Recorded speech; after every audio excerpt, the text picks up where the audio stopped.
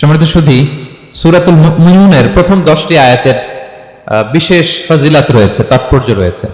এই 10টি আয়াতের সংক্ষিপ্ত তাফসীর আমি আপনাদের সামনে পেশ করব ইনশাআল্লাহ বিইذنিল্লাহ। তো সূরাতুল মুমিনুন, আল্লাহ দেখেন মুমিনদের নামে সূরা দিয়েছেন সূরাতুল মুমিনুন, আবার কাফিরদের নামেও একটা সূরা ডেডিকেট করেছেন। সূরাটার নাম কি বলেন তো? সূরাতুল কাফিরুন। আবার মুমিনুন না কাফিরুন না, মাঝামাঝি আল মুনাফিকুন, তাদের নামে আল্লাহ একটা সূরা দিয়েছেন সূরাতুল মুনাফিকুন। তো এই সূরাটা আমাদেরকে উৎসর্গ করা, আমাদের জন্য ডেডিকেট করা, মুমিনুন নামে এই সূরাটা। এই সূরাটা নাজিলের একটা প্রেক্ষাপট আছে, যেটাকে আরবিতে শানে নুজুল বলে। ওটা বলে আমি মূল ব্যাখ্যা বা আলোচনার দিকে চলে যাচ্ছি। সম্মানিত সুধী, রাসূলুল্লাহ সাল্লাল্লাহু আলাইহি ওয়াসাল্লামের কাছে আল্লাহ তাআলা যে কোরআন নাজিল করেছেন, এই কোরআন যেটা লেটেস্ট ভার্সন অফ রেভিলেশনের সর্বশেষ ভার্সন, এটা আল্লাহ তাআলা বিষ্ণু ঈসা ইসলামের কাছে নানাভাবে নাজিল করতেন। কোরআন নাজিল হওয়ার অনেকগুলো পদ্ধতি ছিল, সবসময় একইভাবে কোরআন আসতো না। কখনো কখনো কোরআন আসতো মিসলা সলসালাতুল জাওয়াজ, আমরা ঘন্টা যখন বাজাই যে বিকট শব্দ হয়, এরকম বিকট আওয়াজে মাঝে মাঝে কোরআন নাজিল হতো। আপনাদের মনে থাকবার কথা, বাংলাদেশে আমরা যখন প্রাইমারি স্কুলে পড়তাম বা হাই স্কুলে পড়তাম, ঘন্টা শেষ হলে, একটা ক্লাস শেষ হলে দফতরি কি করতো বলেন তো?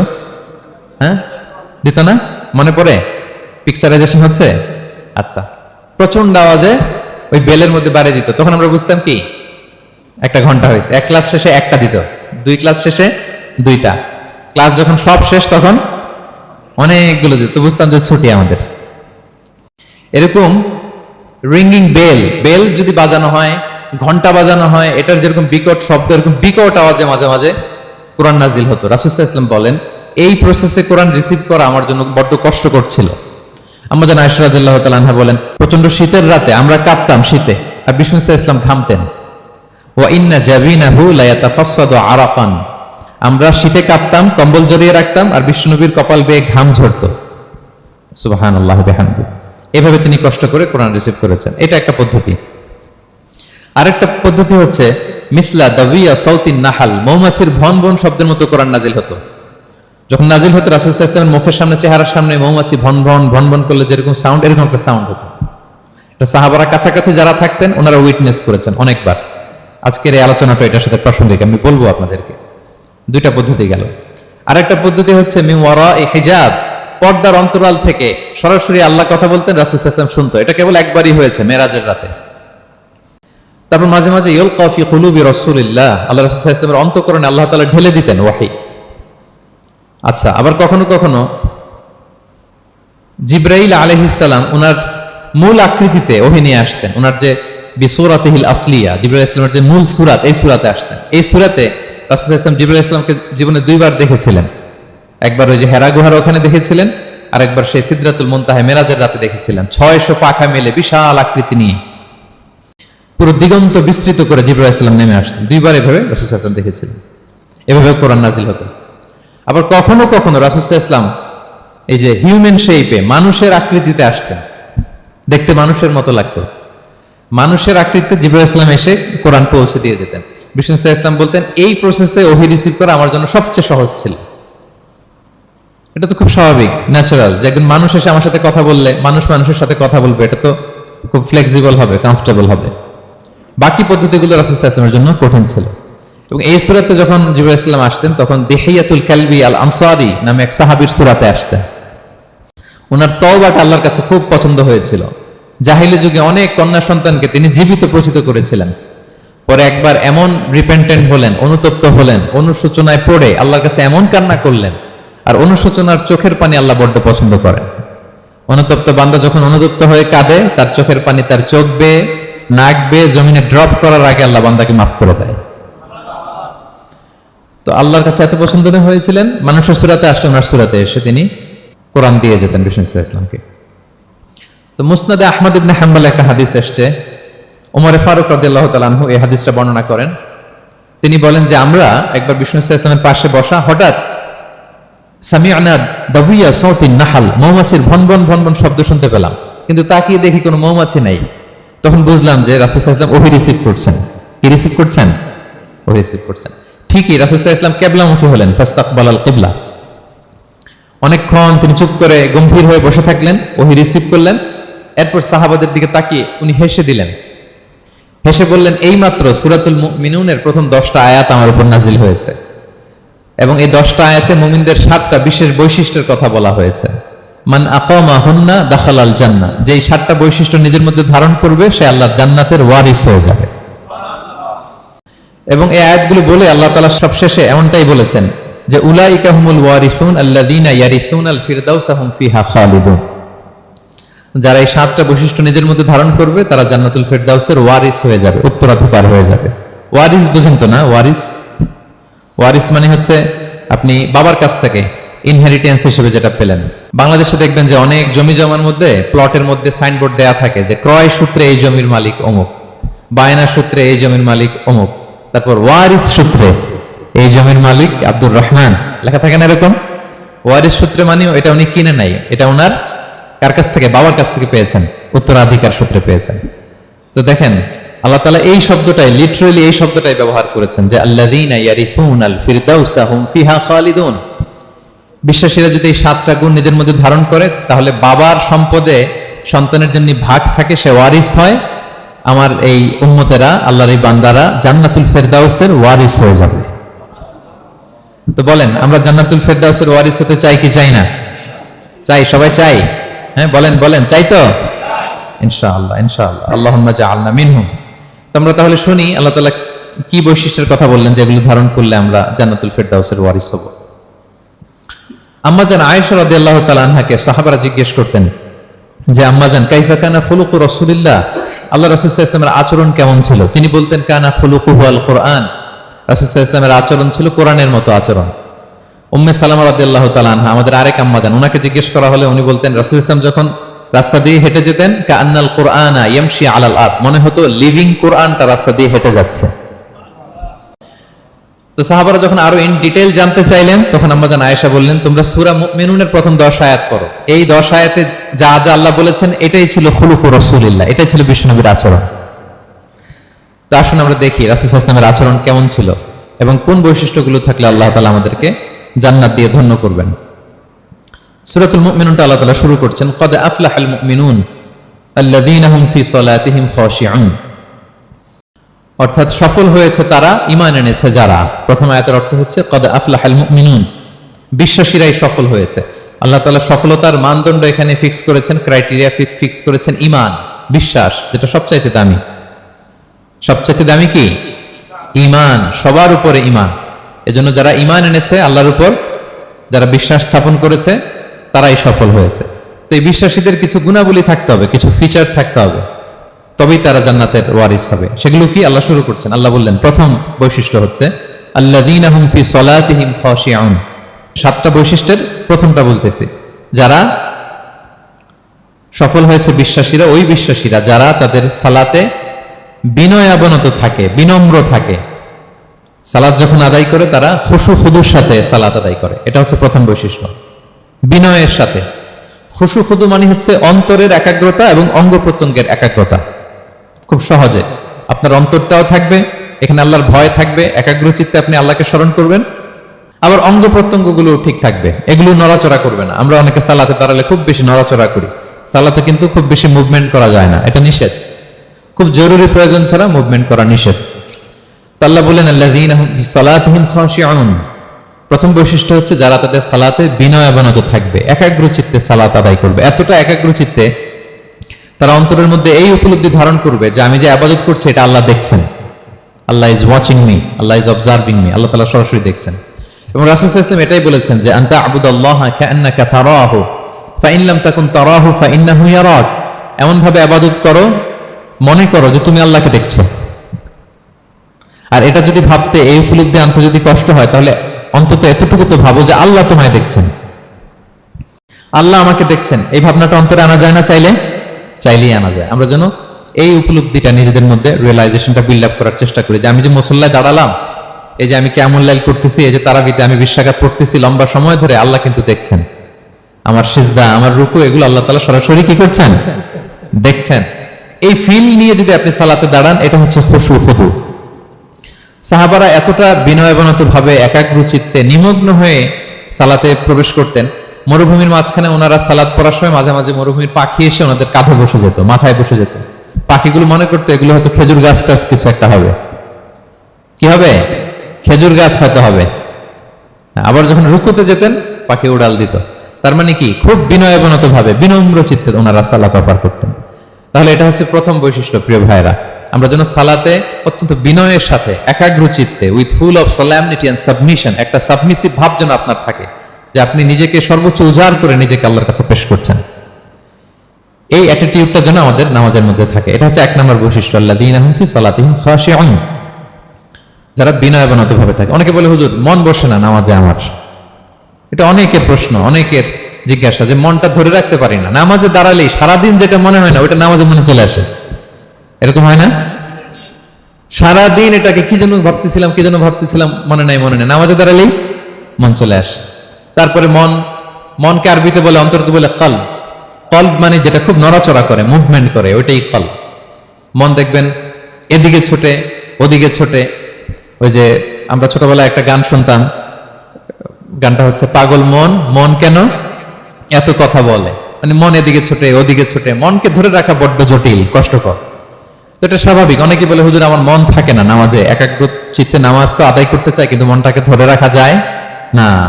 তো কিভাবে এই খুশু খুদু সাবমিসিভনেস আপনি কিভাবে বাড়াবেন, এটাও বিষ্ণু সাল্লাল্লাহু আমাদেরকে ইনস্ট্রাক্ট করেছেন, গাইড করেছেন। কিভাবে এই খুশুটা আসবে, অন্তরের মধ্যে একাগ্রতা আসবে। 1 নম্বর পদ্ধতি হচ্ছে খুশু খুদু বাড়ানোর। সালাতে যখন আপনি দাঁড়াবেন, বিষ্ণু বলেন সল্লু সলাতান মুআদ্দিয়া। বিষ্ণু বলেন, মনে করো যে নামাজটা পড়তেছো এটা হতে পারে তোমার বিদায়ী নামাজ, শেষ নামাজ জীবনের। হতে পারে না? ধরেন যে মাগরিবের সালাত যে আমরা আজকে পড়বো, এমন তো হতে পারে এটাই আমাদের জীবনের শেষ নামাজ। কি বলেন? হতে পারে কি না? পারে। আমরা কে কখন চলে যাব আমাদের তো জানা নাই। তো এই যে মুসল্লায় যখন আমরা দাঁড়াই, তখন কেন আমরা এটা ভাবি না যে it could be the last and final prayer in my life?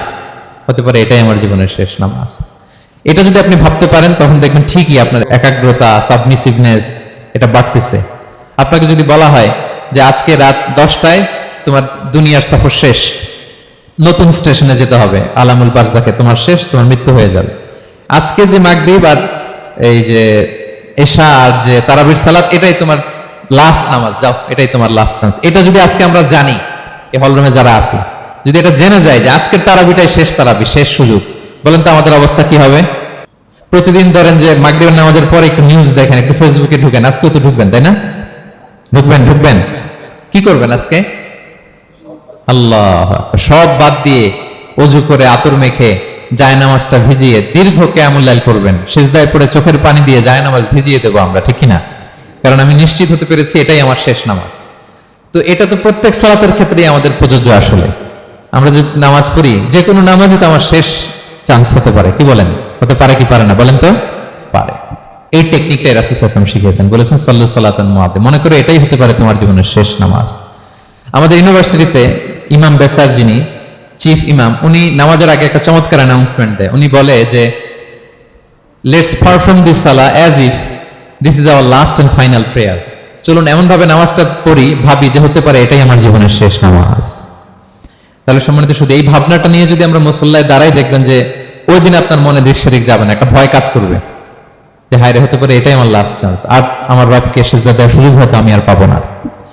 তাহলে এখন থেকে আমরা সালাতে যখন দাঁড়াবো এটা ভাববো যে this could be my last chance in my life, হতে পারে এটাই শেষ চান্স। আমি একাগ্র চিত্তে আমার সালাতটাকে আল্লাহর কাছে উপস্থাপন করি।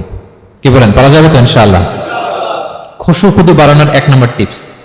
খুশু খুদু বাড়ানোর 2 নম্বর টিপস হচ্ছে তাড়াহুড়ো না করা। আমরা অনেকে তাড়াহুড়ো করি, রুকু থেকে হুট করে দাঁড়িয়ে যাই, তারপরে সোজা হয়ে দাঁড়িয়ে না থেকে তাড়াতাড়ি সিজদায় চলে যাই। 2 সিজদার মাঝখানে ধীরস্থির ভাবে বসার কথা, আমরা না বসেই 2য় সিজদায় চলে যাই। এই প্রবণতা আমাদের অনেকের আছে না? এটা কিন্তু নিষেধ। তা'দিলুল আরকান, বাকি সব মাযহাবে এটা ফরজ। আপনি তাড়াহুড়ো করলে আপনার নামাজই হবে না। আর আমাদের মাযহাবে, হানাফি মাযহাবে, এটা ওয়াজিব। ওয়াজিব তরক করলে সাউ সিজদা দিতে হয়। 2 সিজদার মাঝখানে আপনি সুস্থির হয়ে বসবেন। অনেকে দেখা যায় একটা সিজদা দিয়ে মাথা কোন রকম উঠিয়েই আরেক সিজদায় বসেও নাই ঠিক মতো আরামসে, এরকম আছে না? এটা যদি কেউ করে, আমাদের মাযহাব অনুযায়ী তার সাউ সিজদা দিতে হবে।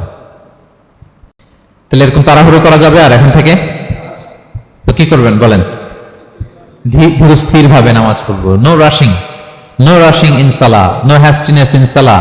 নামাজে রাশ করা যাবে না, রিল্যাক্সের সাথে আমরা নামাজ পড়বো। ধীরস্থির ভাবে নামাজ পড়বো, রুকু সেজদাগুলো খুব চমৎকার ভাবে আদায় করবো। রাসূল সাল্লাল্লাহু আলাইহি ওয়াসাল্লামের রুকু যে দিতেন, ওনার পিঠটা এত স্ট্রেট ফরওয়ার্ড হতো, সাহাবারা বলতেন লাউ ইস্তাকাররা আলাইহিল মা লাসাব্বা আলাইহিল মা আলাস্তাকাররা। পানি ভর্তি এক গ্লাস পানি যদি রাসূল সাল্লাল্লাহু আলাইহি ওয়াসাল্লামের রুকু দেওয়া পিঠের উপর রেখে দেওয়া হয়, পানিটাও পড়বে না, গ্লাসটাও ভাঙবে না। তার মানে এত স্ট্রেট ফরওয়ার্ড পিঠ ছিল। আবার রাসূল সাল্লাল্লাহু আলাইহি ওয়াসাল্লাম বলতেন আসওয়াউন নাসি সারিকাতান মান ইয়াসরিকু ফিস সালাহ। তিনি বললেন সবচেয়ে বড় চোর যে নামাজে চুরি করে। সাহাবারা বললেন ওয়া কাইফা ইয়াসরিকু মিন সালাতিহি ইয়া রাসূলুল্লাহ, নামাজে আবার কিভাবে চুরি করে? রাসূল সাল্লাল্লাহু আলাইহি ওয়াসাল্লাম বললেন লা ইউতিম্মু রুকুআহা ওয়া সুজুদাহা, রুকু সেজদাগুলো সুন্দর করে আদায় করে না, সেই নামাজ চোর। আমরা যেন রুকু সেজদাগুলোকে খুব সুন্দরভাবে ধীরস্থির ভাবে যেন আমরা আদায় করি, আমরা যেন তাড়াহুড়ো না করি। রাসূল সাল্লাল্লাহু আলাইহি ওয়াসাল্লাম মসজিদে নববীতে বসা এক সাহাবী এসে নামাজ পড়ে রাসূল সাল্লাল্লাহু আলাইহি ওয়াসাল্লামকে সালাম দিলেন। রাসূল সাল্লাল্লাহু আলাইহি ওয়াসাল্লামের সালামের উত্তর দিয়ে বলেন ইরজি' ফাসাল্লি ফাইন্নাকা লাম তুসাল্লি, যাও তুমি আবার নামাজটা পড়ে আসো, তোমার নামাজ হয়নি। সাহাবী যে আবার নামাজ পড়ে আবার আসলেন, রাসূল সাল্লাল্লাহু আলাইহি ওয়াসাল্লাম আবার বললেন সাল্লি ফাইন্নাকা লাম তুসাল্লি, নামাজ পড়ে আসো, হয়নি। আবার গেলেন, আসলেন, আবার বললেন তুমি নামাজটা পড়ে আসো, হয়নি। এবার তো বেচারা কেঁদে দিয়ে বলে ইয়া রাসূলুল্লাহ লা উহসিনু মিন যালিক, এর চেয়ে ভালো পারি না আমি, আপনি আমাকে শিখিয়ে দেন। রাসূল সাল্লাল্লাহু আলাইহি ওয়াসাল্লাম তখন বললেন যখন নামাজে দাঁড়াবা ফাতিহা পড়বা আর একটা সূরা মেলাবা, ধীরস্থির ভাবে দাঁড়াবা। যখন রুকুতে যাবা হাত্তা তাতমাইন্না রাকিআন, ধীরস্থির ভাবে রুকু করবা। তুমি তাড়াহুড়ো করেছো, রুকু থেকে যখন সোজা হয়ে দাঁড়াবে ধীরস্থির ভাবে দাঁড়াবা, নাকি তাড়াহুড়ো করবেন? ধীরস্থির ভাবে দাঁড়াবেন, কয়েক সেকেন্ড দাঁড়াবেন, তাসবিহ পড়বেন, এরপরে সিজদায় যাবেন। যখন সিজদায় যাবা হাত্তা তাতমাইন্না সাজিদান, রিল্যাক্স। সালাতের মধ্যে কিভাবে থাকতে হবে? উইথ রিল্যাক্সেশন, রিল্যাক্সের সাথে তুমি সিজদা দিবা। দুই সিজদার মাঝখানে বসে আবার রিল্যাক্স, আবার তুমি ধীরস্থির ভাবে বসবা। এইভাবে পুরো সালাতটা প্রত্যেকটা রাকাত তুমি এভাবে আদায় করবে। তার মানে সালাতে তাড়াহুড়ো করতে বিষ্ণু ইসলাম নিষেধ করেছেন। এমনকি অনেক সময় আমরা রুকু পাবো না বলে দৌড়ে যে সালাতে অংশগ্রহণ করি, এটাও নিষেধ করেছেন। আমরা অনেক সময় এরকম করি না? মাগরিবের নামাজে রুজু করতেছি, ইমাম সাহেব ওয়াদ-দুহা ওয়াল-লাইলি ইযা সাজা, এই সূরাটা তো মুখস্থ, তো টের পাচ্ছি যে আমি এখন মুখ ধুইতেছি আর সূরা দোহা তো শেষ হয়ে যাবে, কোন রকম ওযু করে দৌড়ে যে অংশগ্রহণ করে যাতে রাকাতটা পায়, এটা নিষেধ করেছেন বিষ্ণু ইসলাম। এটা করবেন না। আপনি ধীরস্থির ভাবে ওযু করবেন, ধীরস্থির ভাবে যাবেন, তাড়াহুড়ো করবেন না। আপনি কার সামনে যাচ্ছেন? মালিকুল আমলাক, রাজাধিরাজ, আরশের অধিপতি। আপনি তাড়াহুড়ো করে গেলে তো আপনি হাঁপাতে হাঁপাতে অস্থির হয়ে যাবেন, ব্রেথ ইন ব্রেথ আউট করতে করতে। ধীরস্থির ভাবে যাবেন, অংশগ্রহণ করবেন। রাসূল সাল্লাল্লাহু আলাইহি ওয়াসাল্লাম বলেন ইদা উকিমাতিস সালাতু ফালা তা'তুহা তাসাউন, নামাজ শুরু হয়ে গেলে দৌড়ে দৌড়ে যে অংশগ্রহণ করবে না। আলাইকুম বিসাকিনা, ধীরস্থির ভাবে যে অংশগ্রহণ করবে। ফামা আদরাকতুম ফাসাল্লু, ধীরস্থির ভাবে যে যতটুকু পাও অতটুকুই পড়ো। ওমা ফাতাকুম ফাআতিমু, যেটা ছুটে যায় নিজে পরে দাঁড়িয়ে আদায় করে নাও। সুবহানাল্লাহ বিহামদি, কত সহজ করে দিয়েছেন। তাহলে সালাতে তাড়াহুড়ো করা যাবে? প্রিয় ভাইরা বলেন তো, তাড়াহুড়ো করা যাবে আর আজকে থেকে? না, আমরা তাড়াহুড়ো করবো না, আমরা ধীরস্থির ভাবে যে সালাতে অংশগ্রহণ করবো, তাহলে আপনার খুশু বাড়বে। দুইটা টিপস গেল। 3 নাম্বার হচ্ছে জামাতে সালাত আদায় করতে হবে, তাহলে আপনার একাগ্রতা বাড়বে। সালাতুল জামাআতি তাফদুলু সালাতাল ফাজরি বি 27 দারাজা, একাকী নামাজ পড়লে যে সওয়াব, জামাতে পড়লে 27 গুণ বেশি সওয়াব। জামাতে পড়বেন। রাসূল সাল্লাল্লাহু আলাইহি ওয়াসাল্লাম সবসময় জামাতে সালাত পড়তেন। ইন্তেকালের আগেও এই সালাতের ব্যাপারে তিনি আমাদেরকে ওসিয়ত করেছেন, বলেছেন আস-সালাত ওয়া মা মালাকাত আইমানুকুম। ইন্তেকালের আগ মুহূর্ত, এখনই রূহ কবজ হবে, এর আগে উনি কি বলেছেন? সালাত, উম্মতেরা সালাত, নামাজ যেন নষ্ট না হয়। উমর ফারুক রাদিয়াল্লাহু তাআলা আনহুর সময়ে একজন অগ্নি উপাসক ছিল, তার নাম আবু লুলু আল মাজুসি। উনি মুগীরা ইবনে শু'বা রাদিয়াল্লাহু তাআলা আনহু নামে এক সাহাবীর দাস ছিলেন, মুকাতাব দাস। কন্ট্রাক্ট ছিল যে এত টাকা দিলে তাকে আজাদ করা হবে। তো এই অগ্নি উপাসক মাজুসি এসে ওমর ফারুককে বলে, খলিফাতুল মুসলিমিন, আমার মালিক সাহাবী মুগীরা আমার কাছে প্রতিদিন অনেক টাকা চার্জ করে। উনি বললেন তাই নাকি, কত চার্জ করে? বলে যে এত চার্জ করে। তো বলতেছে আচ্ছা তুমি তাহলে কি কাজ করো, কি কাজ জানো? বলে যে আমি খঞ্জর বানাতে জানি, ছুরি, ছোট ছুরি আর কি। বলতেছে ওরে আল্লাহ, যারা খঞ্জর বানাতে জানে তারা তো অনেক টাকা মেক করে, সেই হিসাবে তো মুগীরা বেশি চার্জ করে না, অল্পই চার্জ করছে। সে ইনসাফপূর্ণ চার্জই করেছে, কিন্তু এই আবু লুলু আল মাজুসির এই কথাটা পছন্দ হয় না, সে রাগান্বিত হয়ে গেল, হয়ে বলে ওমর, সবার ক্ষেত্রে তুমি নরম আর আমাকে তুমি কঠিন নিয়ম শেখাও না, দাঁড়াও তোমাকে আমি দেখাচ্ছি। মনে মনে বলতেছে এটা। রেগে মেগে সে বাড়িতে এসে আজকে একটা খঞ্জর বানাইছে, 2 মুখ খঞ্জর, ওয়া মাকবাদাতুহু ফি ওয়াসাতি, এটার হ্যান্ডেলটা মিডলে, এদিকেও মাথা ওদিকেও মাথা, এটা ধার করে প্রতিদিন বিষ মাখায় এটাতে। আর মনে মনে বলে ওমর দাঁড়াও তোমাকে আজকে আমি দেখাবো। তো ওমরে ফারুককে আল্লাহ তাআলা স্বপ্নে দেখিয়েছেন যে একটা লাল মোরগ ওনাকে 3টা ঠোকর মেরেছে। উনি সাহাবাদের কাছে বলেছেন যে আমি স্বপ্নে দেখেছি একটা লাল মোরগ আমাকে 3টা ঠোকর মেরেছে। তো সে খঞ্জরকে ধার দিয়ে একদিন ফজরের নামাজে ওয়াকানু ইউসাল্লুনা বিগালাস, ওনারা খুব অন্ধকার থাকতে ফজরের নামাজ পড়তো। সে বুরনুস, এক ধরনের জুব্বা যেটার মাথা আছে, ওটা পরে হুডির মতো আর কি, হুডি চিনেন তো না, হুডির মতো একটা জুব্বা পরে সে অন্ধকারে, সে তো আসলে অমুসলিম, সাহাবাদের সাথে পিছনে দাঁড়াইছে নামাজের ভান করার জন্য, আর এই খঞ্জরটা নিয়ে গেছে সাথে।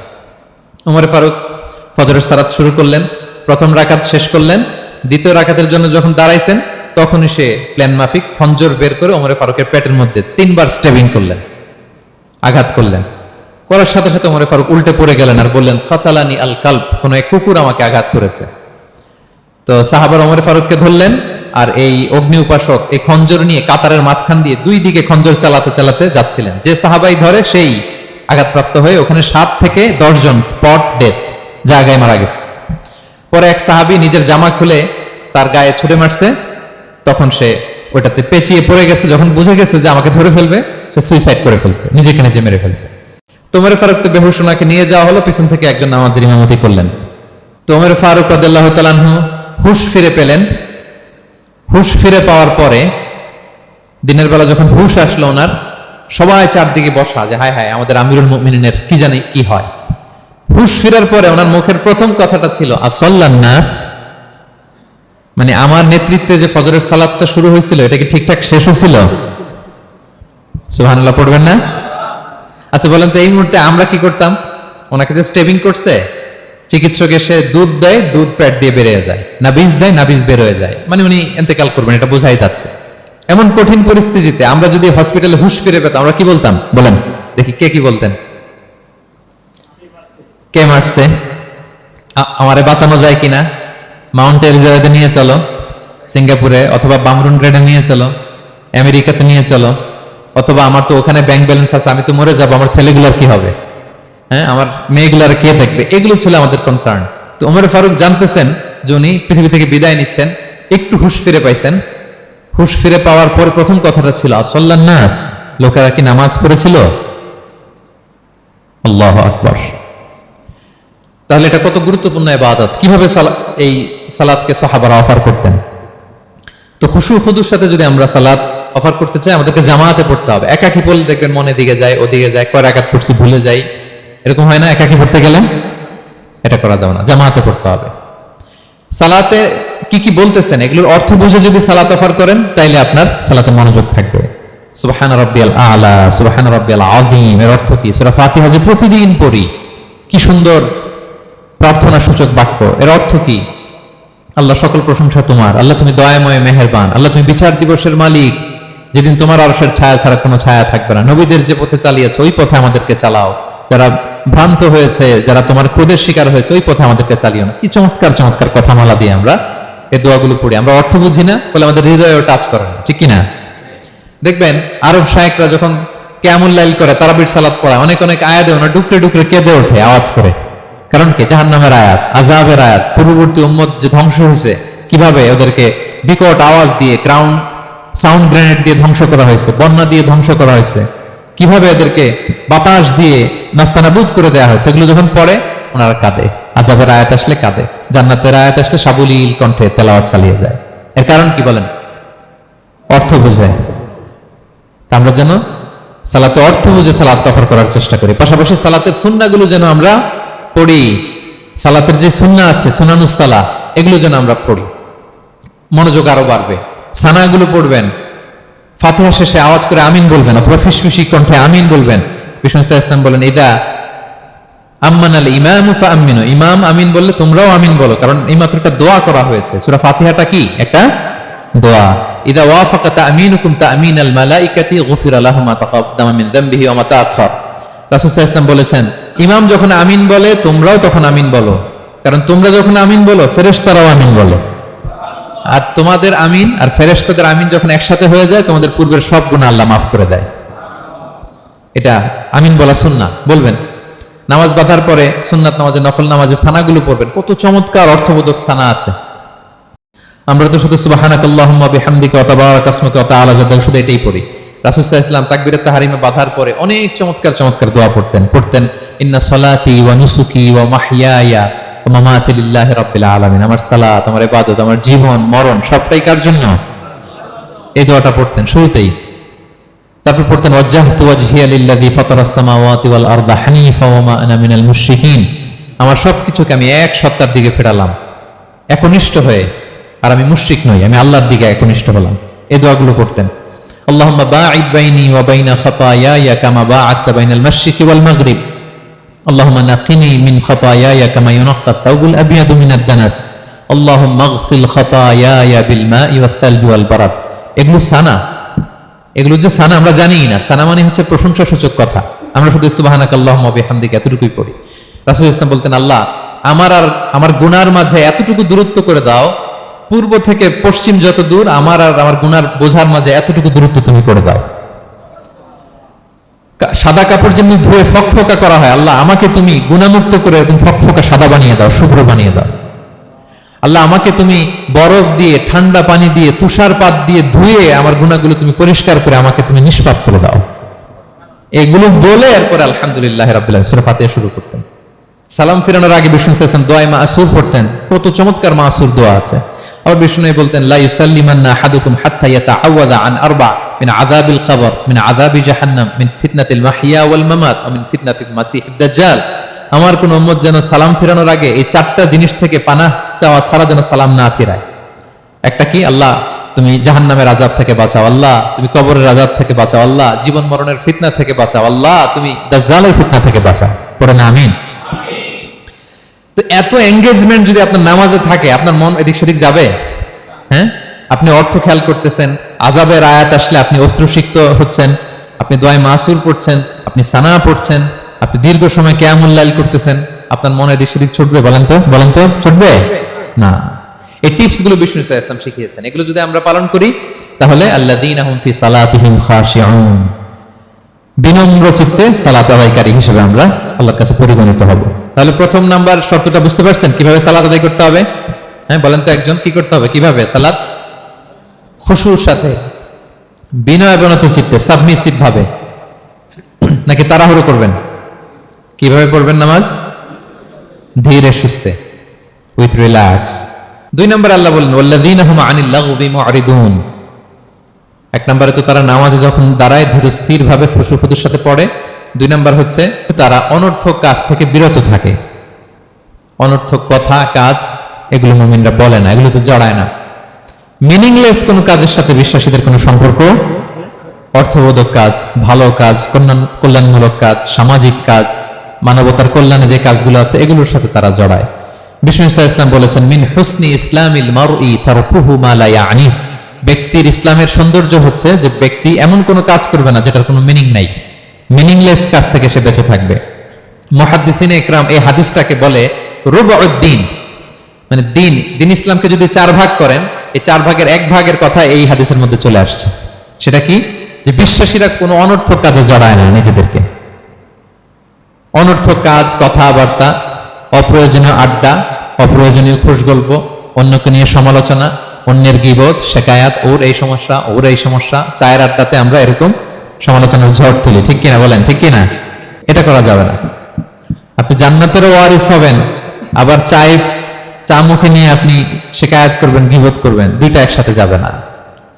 তাহলে বিশ্বাসীরা কোনো অনর্থক কাজে জড়ায় না, মিনিংলেস কাজে জড়ায় না। তারা ভালো কাজে, কল্যাণের কাজে জড়ায়। মিনিংলেস কোনো কথাও বলে না, কারণ তারা জানে মা ইয়ালফিযু মিন কাউলিন ইল্লা লাদাইহি রাকীবুন আতীদ। আমরা যা বলি, মুখ নিঃসৃত যা বের হয়, এটাকে লিখে রাখার জন্য একদল ফেরেশতা আছে, রাকীব পর্যবেক্ষণকারী, আতীদ একেবারে প্রহরীর মতো আছে। বললেই টুকে নেয় সব। সূরা ইয়াসিন আল্লাহ বলেন ওয়া কুল্লা শাইইন আহসাইনাহু ফি ইমামিন মুবিন। আমি ইমামুম মুবিন নামক এক দালিলি রেজিস্ট্রি খাতায় সবকিছু তুলে রাখছি, সব পাই টু পাই আপনি পাবেন। আপনি অবাক হবেন, মালি হাযাল কিতাবি লা ইউগাদিরু সাগীরাতান ওয়ালা কাবীরাতান ইল্লা আহসাহা। এটা কেমন আমলনামা, ছোট্ট ভালো কাজ করেছে ওইটাও আছে, ছোট্ট খারাপ করেছে ওইটাও আছে। অবাক হবেন আপনি, সব আল্লাহ তাআলা সেখানে তুলে রাখবেন। তো বিশ্বাসীরা কোনো অনর্থক কথা কাজের সাথে জড়ায় না, এজন্য কারণ তারা জানে এগুলো সব রেকর্ডেড। আপনার কোনো কাজ যদি রেকর্ড করা হয় এবং বলা হয় যে এটা গণমানুষের কাছে উপস্থাপন করা হবে, আপনি কি করবেন তখন বলেন তো? খুব সতর্ক হয়ে চলবেন, সতর্ক হয়ে বলবেন। হ্যাঁ, এই যে আমরা যে এই ক্যামেরা থাকলে যেভাবে কথা বলি, সবসময় কি এভাবে বলি না? আমরা যখন নিজেদের ঘরোয়া আড্ডায় বসে আমরা কত কথা বলে ফেলি, ইনফরমাল অনেক কথা বলি, যেগুলো ক্যামেরা থাকলে বলি না। কারণ এটা ফরমাল, এটা কোটি মানুষের কাছে যাবে, সবাই শুনবে, সবাই জানবে, এজন্য আমরা সাবধান হয়ে কথা বলি। কি বলেন? তো এই যে এই ক্যামেরা কিন্তু অদৃশ্য ক্যামেরা চারদিকে আমাদের, ইমাম মুবিন নামক অদৃশ্য ক্যামেরা দিয়ে সব রেকর্ড করা হচ্ছে। রেকর্ড করে দিচ্ছেন কে? পাই টু পাই হিসাব চাওয়া হবে। আল্লাহর সুপ্রিম কোর্টের কাঠ গড়ায় সব হিসাব চাইবেন আল্লাহ তাআলা, আপনি যে দেখবেন। তো বিশ্বাসীরা এই সেন্সটা মাথায় রাখে, সব যেহেতু রেকর্ডেড, যা মনে চায় মুখ দিয়ে বলা যাবে, যা মনে চায় করা যাবে না। এজন্য অহেতুক কথাবার্তা, অহেতুক সমালোচনা, অহেতুক গসিপিং, অহেতুক কমেন্টস এগুলো করব না। এখন সোশ্যাল মিডিয়ার যুগে দেখবেন যে কমেন্টস এর বন্যা বয়ে যায়, যার যেটা মনে চায়। কারণ ধরার কেউ নাই, দেখার কেউ নাই, বলার কেউ নাই, যা মনে চায় লিখতে থাকে। হ্যাঁ, বিশাল একজন বড় মাপের লোক, তার ওখানে যে লিখতেছে যা মনে চায়, গালি গালাজ, ওনাকে অ্যাডভাইস দেওয়া, নাসিহাত দেওয়া ইচ্ছে মতো। বিশ্বাসীরা এটা করে না, তারা অনর্থক কোনো কাজে জড়ায় না, এবং কেউ জড়াতে চাইলেও তাকে স্পেস দেয় না। একদল আছে দেখবেন যে আপনি আজে বাজে কাজে জড়ান না, এটা আবার অনেকের ভালো লাগে না। তো তারা এসে আপনাকে জড়াতে যাবে, তর্ক করবে, আপনার সাথে ডিবেট করবে, পায়ে পাড়া দিয়ে ঝগড়া করবে, এরকম আছে না নাই? আপনার কমেন্ট বক্সে এসে দেখবেন যে গালি দিবে, হ্যাঁ, ট্যাগিং করবে, পোক করবে, মানে আপনাকে অস্থির বানাতে চাইবে।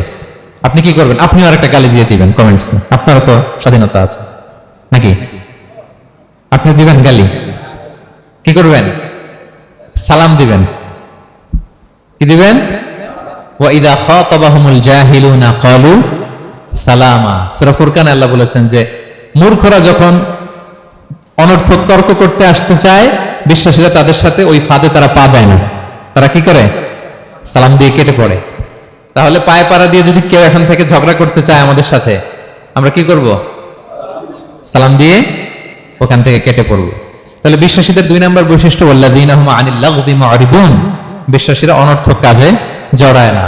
3 নম্বর হচ্ছে ওয়াল্লাযীনা হুম লিযাকাতি ফাইলুন, বিশ্বাসীরা তাদেরকে যদি আল্লাহ তাআলা ধন সম্পদ দিয়ে সমৃদ্ধশালী করে, তারা যাকাত দেয়। কি দেয়? আপনারা যাকাত দেন তো নাকি?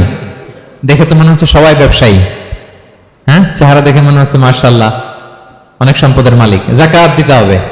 আমরা যে যাকাত দিই, এটাকে আমরা করুণা করি বলেন তো? না, যাকাত হচ্ছে গরিবের হক। ওয়াফি আমওয়ালিহিম হাক্কুন লিসাইলি ওয়াল মাহরুম, আল্লাহ বলে ধনীদের সম্পদে গরিবদের অধিকার আছে। তারপর যখন কারো অধিকার দিলেন, আপনি কি তার প্রতি করুণা করলেন? হ্যাঁ, অধিকার কি করুণা বলেন তো? না, আপনার সম্পদে গরিবের অধিকার, আপনি করুণা করেন নাই, বরং আপনার থেকে যাকাত নিয়ে ওই গরিব আপনাকে করুণা করে গেছে। কারণ যাকাত নেওয়া তার জন্য আবশ্যক না, আপনার দেয়া আবশ্যক। ও যদি বলে আমি যাকাত নিব না, তো আপনি কারে দিবেন? ও যাকাত গ্রহণ করে আপনাকে বাঁচালো। তাহলে credit goes to them, thanks goes to them. Islam চায় এই যে অর্থনৈতিক তারল্য, এটা সমাজে সবার কাছে থাক। এক পাশে গাছতলা, আরেক পাশে পাঁচতলা, এরকম বিভাজন ইসলাম চায় না। ইসলাম চায় সবার হাতে টাকা পয়সা থাক। কাইলা ইয়াকুনা দুলাতান বাইনাল আগনিয়াই মিনকুম, টাকা পয়সা যেন শুধু ধনীদের মধ্যে সার্কুলেট না হয়, সবার কাছে যেন যায়। এজন্য আল্লাহ বলেন তোমাদের সম্পদে গরিবের অধিকার আছে। এটা করুণা না, এটা অধিকার। আর যদি এই ফরজ ইবাদত আপনি আদায় না করেন, আল্লাহ বলেন কঠিন শাস্তি তোমাদের জন্য অপেক্ষা করছে। আল্লাযীনা ইয়াকনিজুনা আয-যাহাবা ওয়াল ফিদ্দাতা ওয়া লা ইউনফিকুনহা ফি সাবিলিল্লাহ ফাবাশশিরহুম বিআযাবিন আলীম। স্বর্ণ জমায়, রূপা জমায়, ব্যাংক ব্যালেন্স, যাকাত দেয় না, তাদের জন্য কঠিন আযাব, কঠিন আযাবের সুসংবাদ দিয়েছেন আল্লাহ। দুঃসংবাদ না, সুসংবাদ, মানে হেয় করে, তুচ্ছ করে আল্লাহ তাআলা বলেছেন। ছেলে ইংরেজি পরীক্ষায় ফেল করছে, মা বলে ফেল করছে না, পড়াশোনা তো নাই, তোমার বাবা আসো, কেমন মাইট দিবে, মাইট দিলে মজা টের পাবা। আচ্ছা বলেন তো, মাইট দিলে কি মজা লাগে না ব্যথা লাগে? কিন্তু মা কি বলছে? মজা টের পাবা, মানে ওরে তুচ্ছ করে তাচ্ছিল্য করে বলছে, মায়ের তীব্রতা বোঝানোর জন্য বলছে যে এমন মাইট দিবে, টের পাবা, দাঁড়াও তোমার বাবা আসুক আজকে ঘরে। আল্লাহ ওইটাই বললেন। এই সম্পদগুলোকে লোহার খুন্তি বানিয়ে জাহান্নামের আগুনে পোড়ানো হবে। 3 জায়গায় ছাকা দেওয়া হবে, তুকওয়া বিহা জিবাহুহুম, কপালে, পাজরে, পিঠে। আর বলা হবে হাযা মা কানাসতুম, এগুলো তুমি জমায় রাখছিলে, দাও নাই মানুষকে। Bank balance, FDR, fixed deposit, price bond, এটা সেটা দাও নাই তুমি। আর হাদিসে এসেছে সুজা আন আকরা, টেকো সাপ হবে, মোস্ট ভেনোমাস স্নেক। সাপের মাথায় কিন্তু চুল গজায়, জানেন?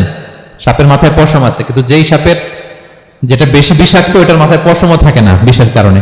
এরকম সাপ, এই সম্পদগুলো সাপ হয়ে ছোবল মারবে আর বলবে আনা মালুক, আমি তোমার প্রাইস বন্ড, আমি তোমার ব্যাংক ব্যালেন্স, আমাকে খাওয়ার জন্য তো রাখছিল, আজকে উপভোগ করো।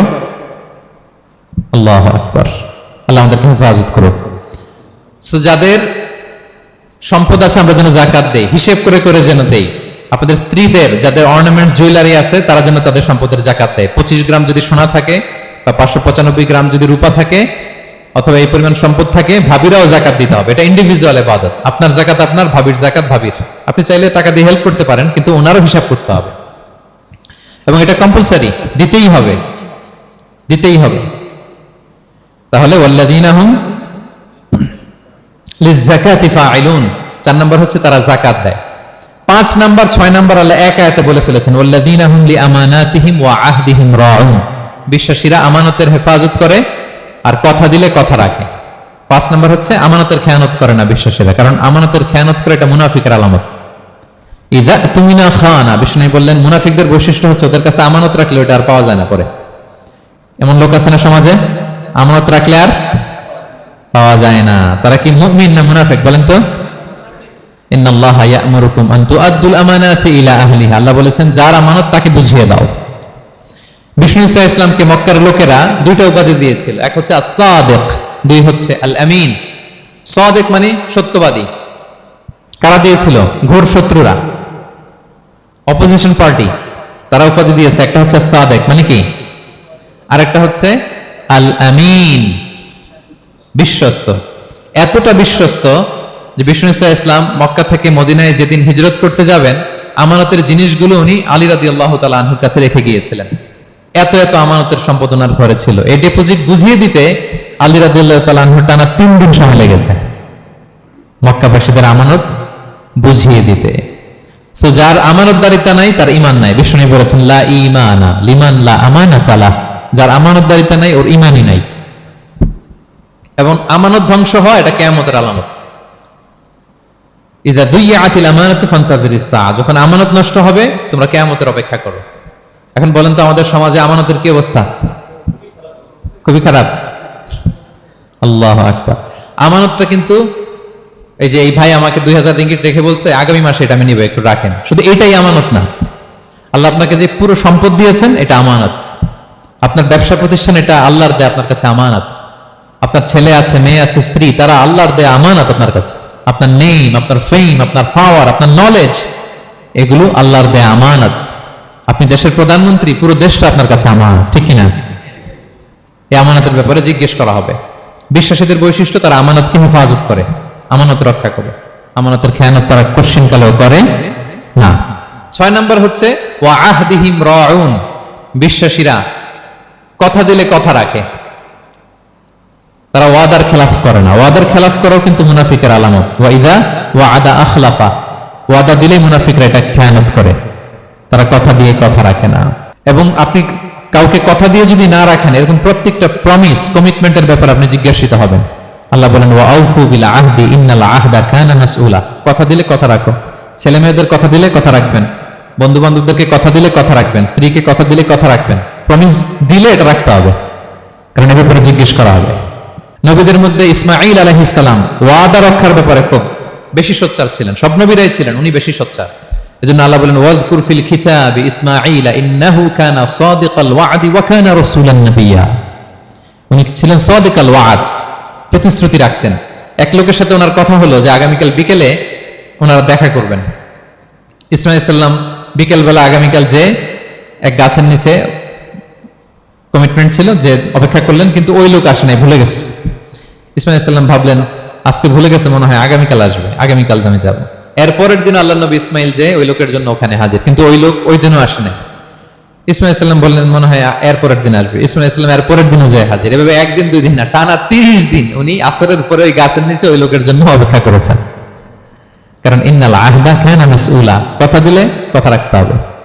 এখন আমরা কথা দিয়ে কথা রাখি তো নাকি? রাখেন রাখেন, সবাই বলেন এই চেষ্টা করতে হবে, রাইট? কথা দিলে আমরা যেন কথা রাখি। সব শেষে 7 নম্বর আল্লাহ বললেন ওয়াল্লাযীনা হুম আলা সালাওয়াতিহিম ইউহাফিজুন, বিশ্বাসীরা তাদের সালাত হেফাজত করে। একটু খেয়াল করে দেখেন, 7টা গুণের প্রথমটাও কি নিয়ে? সালাত নিয়ে, আবার শেষটাও। তার মানে কি বোঝা গেল? এটা বেশি গুরুত্বপূর্ণ না কম গুরুত্বপূর্ণ? সব নষ্ট হতে পারে, মুমিনের নামাজ নষ্ট হতে পারে, নামাজকে হেফাজত করতে হবে। হাফিজু আলাস সালাওয়াত, আল্লাহ বললেন তোমাদের নামাজগুলোকে তোমরা হেফাজত করো। আগের যুগের উম্মতেরা সিনাগোগে না গেলে ইবাদত করতে পারতো না, চার্চে না গেলে ইবাদত করতে পারতো না, কিন্তু আমরা মসজিদেও নামাজ পড়তে পারি, বাইরেও পড়তে পারি।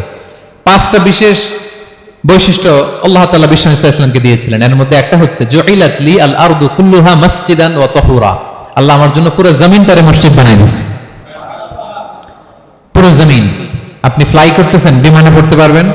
আপনি সাগরে আছেন, জাহাজে পড়তে পারবেন। আপনি বিকেলবেলা মাঠে আছেন, ওযু থাকলে আল্লাহু আকবার বলে দাঁড়ায় যাবেন বন্ধুদেরকে নিয়ে, যে কোনো জায়গায় নামাজ পড়া যায়, ঠিক কি না? এই নামাজ নিয়ে কোনো এক্সকিউজ চলবে না। No excuse will be granted that day. দাঁড়িয়ে পড়তে পারেন না, বসে পড়তে হবে। বসে পারেন না তো শুয়ে পড়তে হবে। শুয়ে পারেন না তো ইশারায় পড়তে হবে। ওযুর জন্য পানি নাই তো তায়াম্মুম করে পড়তে হবে, ঠিক কি না? হাফিজু আলাস সালাওয়াত, সালাতের ব্যাপারে সচেষ্ট হও, কারণ এটা প্রথম হিসেব চাইবেন আল্লাহ। আল্লাহ বলেন আউয়ালু মা ইউহাসাবু বিহিল আবদু ইয়াউমাল কিয়ামাতি আস-সালাহ, কিয়ামতের সর্বপ্রথম হিসেব হবে নামাজের। আওয়াজ করে বলেন কিসের? ফা ইন সালাহাত সালাহা সাইরু আমালি, নামাজের হিসেব যদি সহজ হয় সব সহজ, আর নামাজের হিসেব যদি গন্ডগোল হয় পুরো আমল নামায় গন্ডগোল লেগে যাবে। প্রিয় ভাইরা, তাই আমরা যেন সালাতের ব্যাপারে যত্নবান হই, আমরা যেন খুশু খুজুর সাথে সালাত পড়ি, আমরা যেন অনর্থক কথাবার্তা কাজ থেকে যেন বেঁচে থাকি। আল্লাহ যাদেরকে আমাদেরকে সম্পদ দান করেছেন, আমরা যেন ফরজ যাকাতটুকু আদায় করি, আমরা যেন আমানতের ব্যাপারে সাবধান হই, সচেতন হই, আমানতকে যেন রক্ষা করি, আমরা যেন কথা দিলে কথা রাখি, এবং যে কোনো মূল্যে আমরা যেন সালাতকে হেফাজত করি। আমাদের সব মিস হতে পারে। কাজকে আমরা বলবো যে নামাজ আছে, নামাজকে বলা যাবে না আমার কাজ আছে, ঠিক কিনা বলেন? আওয়াজ করে বলেন ঠিক কিনা? কাজকে কি বলবো আমরা, নাকি নামাজকে বলবেন আমার একটু কাজ আছে? না, আমরা যেন সালাতের ব্যাপারে যত্নশীল হই, সচেতন হই। এই যে 7টা গুণের কথা বললাম, যারা এটার উপর আমল করবে, যারা এটা নিজের মধ্যে ধারণ করবে, আল্লাহ বলেন উলাইকা হুমুল ওয়ারিসুন, এরা ওয়ারিস, আল্লাযীনা ইয়ারিসুনাল ফিরদাউসা হুম ফিহা খালিদুন, তারা জান্নাতুল ফিরদাউসের ওয়ারিস হয়ে যাবে। আমরা যেন এই ভালো গুণগুলো, এই বৈশিষ্ট্যগুলো, এই ফিচার্স গুলো যেন নিজেদের মধ্যে আত্মস্থ করতে পারি, এবং জান্নাতুল ফিরদাউসের ওয়ারিস যেন আমরা হতে পারি। আল্লাহ তাআলা আমাদের সবাইকে কথাগুলো বোঝার ও আমল করার তৌফিক দান করুক।